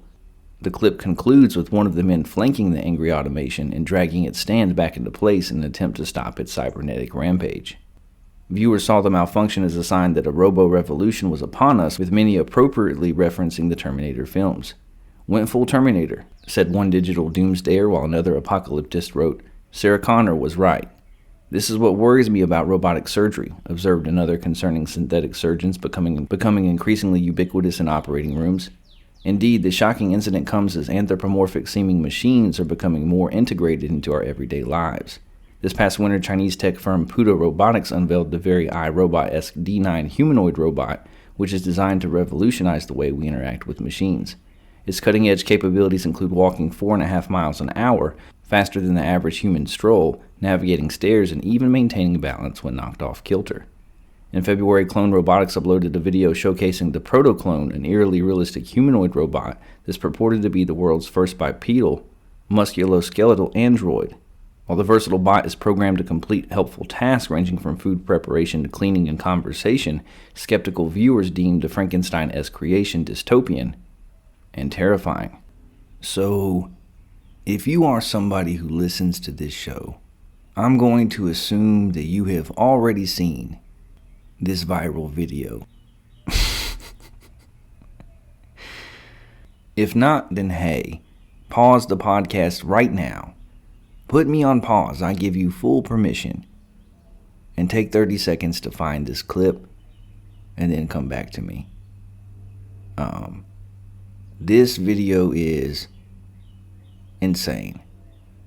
There's this iRobot looking humanoid robot that they've got hoisted up and fixed to this metal post, and apparently Buddy doesn't want to be there anymore. Because he came up swinging. He come up throwing them hands, buddy. He was gunning for a fight. And I've seen some people online say, well, maybe this robot was programmed to walk and he didn't realize he was off the ground. Hey, I have a problem already. When we're saying he didn't realize, I'm not okay. I'm not okay. This is frightening to me. This video was petrifying. I don't like it. I don't like it at all. I don't want one of these things in my house. I don't want one of these things making my fast food burger or changing my tire. I'm not here for the robots. I'm old-fashioned like Will Smith in iRobot. Give me a piece of pecan pie. Throw on a record. I won't be slapping any comedians, but that's another story. When it comes to the artificial intelligence and robotic revolution, I'm on the side of people. As flawed as we are, as messed up as we are, as awful as we treat one another sometimes, hey, I'm on the side of people. Full stop. From China, we go to television for our next story. David Duchovny says he can't really explain the X-Files' popularity, reveals the one conspiracy he believes. The actor who hosts the new History Channel series Secrets Declassified enjoys the true stranger-than-fiction government cases the show tackles. David Duchovny will be opening some real-life X-Files on his new show Secrets Declassified with David Duchovny. The 10-episode History Channel series premieres on Friday, April 4th, so it is out now, and reveals the latest evidence behind some of the government's most secretive and surprising activities that have been declassified throughout history. I'm interested in the true stranger-than-fiction aspect, Duchovny, 64, tells People. David Duchovny is 64 years old? Fox Mulder is 64 years old. How old am I? What is life? I digress. It just seems like such an inexhaustibly interesting trove of things that the government has done or hidden. It's not a knock on the government to say that they hide things, he adds. They have to hide things from time to time, right? But what I love about these stories is, often the intentions are good, but the way in which they're trying to achieve their objectives, they range from horrifying to ridiculous. The first episode goes inside Area 51, the highly classified United States military installation within the Nevada Test and Training Range. Many Americans have suggested that otherworldly occurrences take place at the facility, and some believe that the government keeps an alien spacecraft and the bodies of its crew on the grounds. We're living in a time when people are trying to figure out conspiracies, Duchovny says. I know that I'm kind of part of that history because of the X-Files, but it's not actually one of my beliefs. I usually believe that there aren't grand conspiracies. There are bad actors and there are bad plans, but a conspiracy to hide the existence of extraterrestrials and stuff like that, I find it very hard for two people to keep a secret, let alone millions of people keeping a secret worth thousands. So, David Duchovny is not Fox Mulder. He's Dana Scully. M. Night Shyamalan. Twist. Onward. The actor adds, it's the simplification of the world to believe in conspiracies, and he shuts it down pretty quickly when X-Files fans try to get into it with him over their favorite conspiracy theories. If someone starts to invest a yarn in me like that, I can tell, so I'll get myself out of the situation, Duchovny says. But I do remember probably about 10 years ago, I think we were doing some convention for the reboot or something. We were down in San Diego, and a lot of people were asking me what I thought of lizards. And I was like, lizards? I'm fine with lizards. But I didn't know that there was this whole conspiracy about lizard people. I didn't know that that's what they were talking about. The father of two refers to the X-Files, in which he played conspiracy theorist Fox Mulder for 11 seasons, as one of those once-in-a-generation TV shows, although he can't really explain its popularity. But it struck a nerve that it seems to still strike for some reason, Duchovny says. Aside from acting, Duchovny's also a musician and writer, and he'll release a new album and a poetry book later this year. And that brings him to another concept that he also can't quite wrap his head around. I don't know how to do downtime, the Californication star says. What is downtime? That's a conspiracy to me. It doesn't really exist. He prefers diving into a music documentary rather than immersing himself in internet theories. I don't go on social media, but I will always be interested in watching things about songs that I love, musicians that I respect, and hearing about the creation of certain songs, certain albums, stuff like that, he says. Naming Questlove's Sly and the Family Stone doc Sly Lives as one that he recently enjoyed. I can go down a rabbit hole like that. Still, Duchovny admits he's anxious and interested when it comes to seeing which documents the government declassifies next for future seasons of Declassified. It seems kind of like an inexhaustible source for the series in a way, he adds. People don't let the truth get in the way of a good story. That's the old adage. They'll continue to believe in conspiracies just because, well, they're more fun. So, basically, David Duchovny is an actor. That's what I'm getting from this article, is that David Duchovny is in fact an actor. Not a giant surprise that he doesn't believe in very many conspiracy theories. For some reason, some people seem to think that the actors and actresses are synonymous with the people they play in the movies and television shows, and that's rarely the case, unless it's a Nicolas Cage movie. In which case, Nicolas Cage is always playing Nicolas Cage. In fact, one time he did play.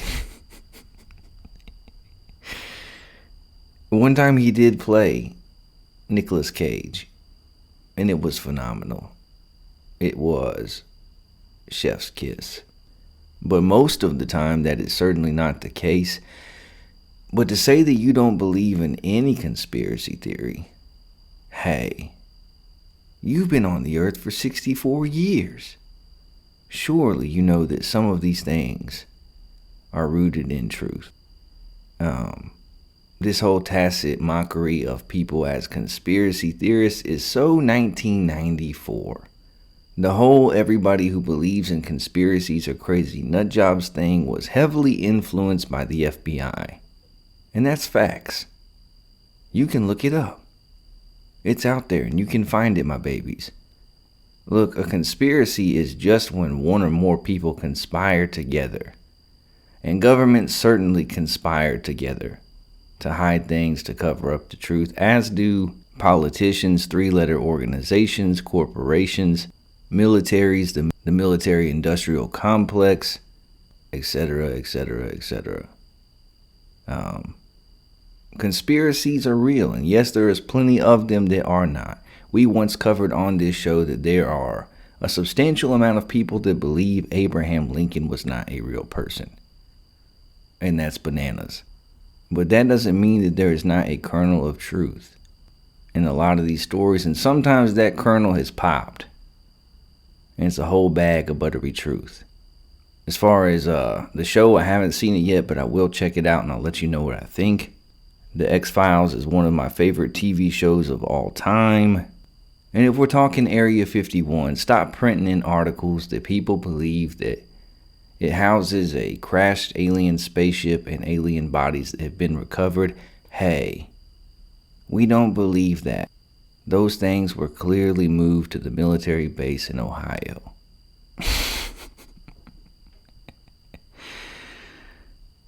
Fox Mulder doesn't believe in any conspiracy theories in real life, except for downtime, which is certainly not at all a conspiracy theory. From television, we go to West Virginia for our final story this week, the story of Indrid Cold. And to cover this story, we'll be using the account of it found in the book Indrid Cold, Searching for the Man from Llanellos by author Ashley Hilt. Let's start from the beginning. On November 2nd, 1966, Woodrow Derenberger was driving home from his job in Marietta, Ohio, to his home in Mineral Wells, West Virginia. During his drive home, he had another car behind him that was acting as if it wanted to pass, so he let them. The car sped by in a hurry, and soon Woody would find out why. Behind the car, there was something unusual. While Woody initially thought it to be another car, because cars use roads, right? It would instead be the odd kerosene lamp UFO that we all know of now. That all of us nerds know now. The craft would eventually pull in front of Woody and come to a complete stop. He would stop with it. While he was in shock and disbelief over what he was seeing, he later reports never feeling fearful. Ready for pet peeve time? I will quote the exact words used by Woodrow Derenberger himself in his own book, Visitors from Llanellos, about Indrid's appearance. He had a very pleasant appearance and was about 5'10", or 5'11" inches tall, and weighed approximately 180 to 185 pounds. His hair was very dark and thick, and it was combed straight back over his head. He seemed to have a very good and normal look in every way. Take note. No, really. Please pay attention to the description provided. Do you see where it clearly says that he had a horrible, creepy smile and I was scared to death? No, it doesn't say that. Right, it doesn't. The reason behind Indrid being referred to as the Grinning Man and frequently portrayed as terrifying remains unclear to me. No wonder the guy does not want to meet any of us. That's just rude. Okay, end rant. Back to the good stuff. Indrid hops out of the ship and comes over to Woody. "Be not afraid," he said, as he exploded into a mass of eyeballs and wings. Alright, I made that part up too. However, this is the gist. Indrid spoke with Woody through telepathy and introduced himself as Cold. He strokes up a little conversation about the city before them. Indrid related to Woody and reassured him that he was the same, that his people were the same, that our differences were small. Indrid then told him to go tell everyone what happened, and that he would later return to confirm his story. Woody heads home to his wife Marjorie and 2 children, Charles and Tanya. He wasn't quite himself, and Marjorie knew it. She sent the kids off to bed thinking her husband was getting ready to confess to vehicular manslaughter. Instead, Woody spilled the beans right away and told her about his incredible experience. She was baffled, but Woody was not a man of sci-fi. This wasn't a dream or the start of a clever screenplay. He was serious. Together, they contacted the police to report the incident. The police arrived and not only took the report seriously, but also confirmed that there had been other reports of individuals witnessing a similar craft. The police advised him not to speak with the media and went on about their day. So then Woody immediately speaks to the media. The media gives his full address. I guess that's just a cool thing they used to do. And Indrid Palooza was created. Indrid would eventually show up back in Woody's life. While he never did confirm the story, he showed Woody a thing or two regarding his culture and his world.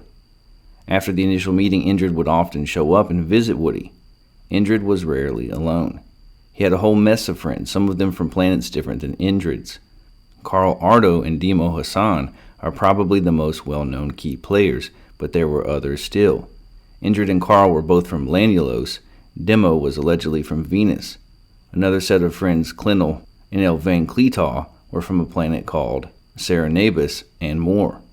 While none would play such a role that Indrid would, it was made very clear to Woody that other planets frequently worked together and had similar ethical codes. While Woody shares experiences of boarding a mothership, seeing Saturn's rings in person, and seeing the moon up close, he had spent time on the planet Lanulos and learned a lot about them. He even related to their way of thinking and often describes the planet itself as some type of paradise, not just because of the landscape, but because of their way of living. Indrid shared that his people lived to be around 125 to 175 years of age. He explained that his planet had never been subject to any conflict, that telepathy has been the secret to world peace. He said that his people all believed in God, but not in a secular way. He said that while the planet is remarkably similar to our own, they do not have artificial foods or flavoring. And RFK would be proud. Maybe Robert F. Kennedy Jr. is actually from Lanulos. I digress. They have a strict two-children policy, but they do have orphanages, and families are free to adopt as many children as they'd like. Due to the child limit, adoptions happen quickly. Woody got to visit one of these orphanages and made note that there were more workers than children present, partly because of how quickly they go, and partly because of their belief in supporting children and showing them an abundance of love. The children attend school until they are 28, sometimes longer. Once they finish school, they get to choose their own career. Although money is not discussed, it is stated that the ditch diggers have the same status as the council members. Church and leisure are a large part of their culture. They're often thankful to God for granting them such a beautiful life and show it multiple times a day. The Lanuletians do not wear clothes except on special occasions or in inclement weather. On Woody's first visit to the planet, he stood out because of his attire. He also makes mention of nobody being too large or too skinny, largely due to their organic diet. He also mentions that seafood is their primary protein source, and they have other animals and vegetation similar to our own, but does not detail them. While divorce does happen, they don't have big blowouts like we do. Since telepathy is their main form of communication, marriage differences are often resolved quickly, and if they can't be, they chalk it up to incompatibility and go on about their business, free to remarry if they choose. Viral diseases do not exist on Lanulos. Woody was required to receive a vaccination prior to being granted access to the planet. It is not explained how Indrid and his friends avoid catching anything from Earth, but we're left to assume that it's due to advances in their medicine. As stated, they exclusively speak through telepathy. Indrid says we have the ability to do it as well. Woody even gets so good at it, he's eventually able to telepathically communicate with an Earth coworker later on down the line. In fact, telepathy is ingrained in their story of origin. While we have Adam and Eve, they have Earthlings that crash-landed. That's right, they are from Earth. As the story goes, a ship of Earthlings crash-lands on Lanulos. Lanulos is located in the Ganymede galaxy. That's interesting since Ganymede is one of Jupiter's moons. So the Earthlings crash-land and are desperately left to try to repair their craft with resources on the planet. During their attempts, they start bickering. Eventually, the Earthlings split up into groups due to their inability to get along and start building their lives on their new home planet. They started to become sad thinking about the friends that they had lost and the family members they had left behind. Seeing his creation so sad, God gives these new members of Lanulos the power of telepathy to be able to find one another again and make amends. Details about these early settlers and their exact origins are never provided. Did they really come from Earth? How could they? Indrid also makes it clear that his people are just a more advanced version of us without all the wars and hate that we've learned. Maybe these early travelers did not want to get involved in the drama and left. Maybe we destroyed our own society with the fighting along the way. Who knows? Woody goes more in depth about how telepathy works and how it feels. I think none of the information comes as a surprise. Clear your mind and be open to the idea. Indrid does seem to respect consent and says that your mind can only be read with your own permission.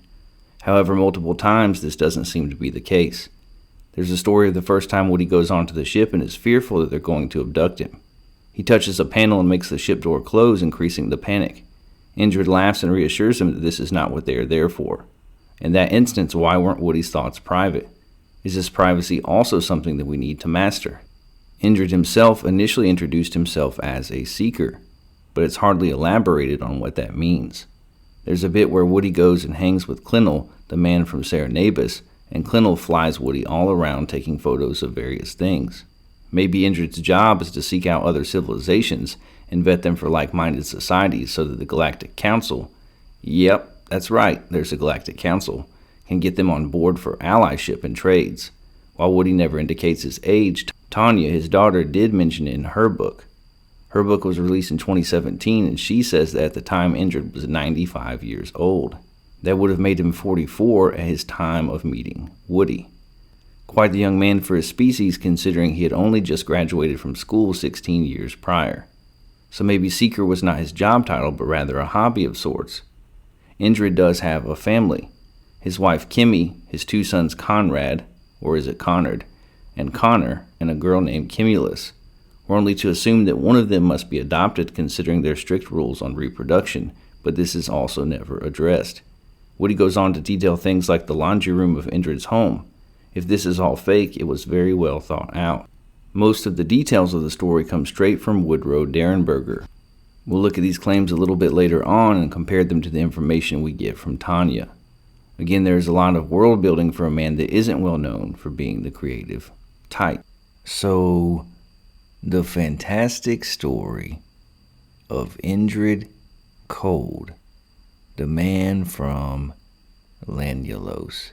In 1966, Woodrow Derenberger is driving back to his home after work in rural West Virginia, and he has a UFO sighting. And the craft lands in front of his car, and he gets out to see this very normal-looking guy with slicked back hair of average height that looks like a person, but communicates with him telepathically. Tells him not to be afraid that they are of the same species, and to tell everybody about what he saw and experienced that night, and that he would confirm it for the world. Indrid Cold never really does confirm it with the world, but he does show up time and time again in Woody's life, even taking him on trips in his spaceship and to his home planet. What do you make of this story? Is it a complete work of fiction? Is it a hoax? Is it a man who is looking to launch a career writing sci-fi books? Because in fact he did write a book about the man from Lanulos.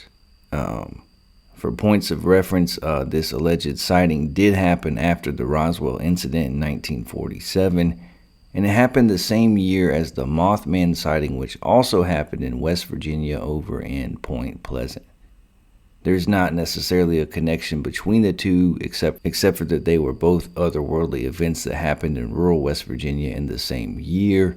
People connect the two because of the work of John Keel, and because of the Mothman Prophecies movie based on that work. Indrid Cold comes across in popular culture as a creepy and scary figure, but in the writings of the man who allegedly experienced him, that is not the case at all. He's a friendly guy. In fact, the two men become friends. I think this is an incredibly interesting story, one that I've always found to be captivating. Up until this point, Woodrow Derenberger was not a man that had a reputation for being into these sorts of things, did not have a history of making such claims, and he stuck by his story until he died. The attention from the story did damage to his marriage. He eventually got a divorce. He separated himself from his children. He and his daughter Tanya had a fraught relationship. She allegedly would experience Indrid Cold throughout her life as well, although many of the details of her experiences are in sharp contrast to those of her father, which is interesting. The excerpt that we just read comes from a couple chapters of the book that I mentioned, Indrid Cold, Searching for the Man from Lanulos by Ashley Hilt, an author and podcaster that actually agreed to be on our show. At the time, we weren't able to have her on, but hopefully we can reschedule and get her on to talk about this and other topics as well. And I don't know what to make of this story completely. On the one hand, Woody Derenberger's claims seem outlandish and are the type of claims that you would be tempted to just write off as something that did not happen and is not true. However, other than writing a book, he did very little to profit off of this story. He never recanted it, not to friends or family. He did file a police report the night that it happened, and the police told him that there had been other sightings in the area that night as well. The origin story of the Lanya lesions is certainly an interesting one as well, that they are Earthlings who crash landed on a foreign planet and then were given telepathy by God so they could get along. That's a good story. That would be a good movie. If this is all made up in sci-fi, then hey, Woodrow Derenberger should have been a successful sci-fi writer. He should have been.